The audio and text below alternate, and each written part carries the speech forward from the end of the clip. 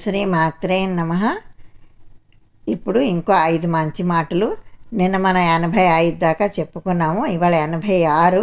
మన జీవితాలను ప్రకాశవంతం చేసుకోవచ్చని మహాత్ముల జీవితాలు గుర్తు చేస్తాయి. 87. సాహసించి ఏ ప్రయత్నము చేయని కార్యశూన్యులు మాత్రమే ఎటువంటి పొరపాట్లు తప్పిదాలు చేయరు. 88.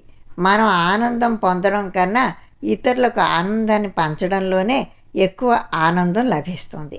89. అంతరాయాలు కలుగుతున్న కొద్దీ సంకల్పాన్ని దృఢం చేసుకుంటూ పోవాలి. 90.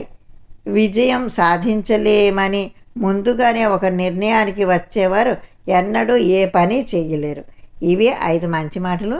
ఇంకో 5 మంచి మాటలతో రేపు కలుసుకుందాం. అప్పటిదాకా సెలవు. శ్రీమాత్రే నమః.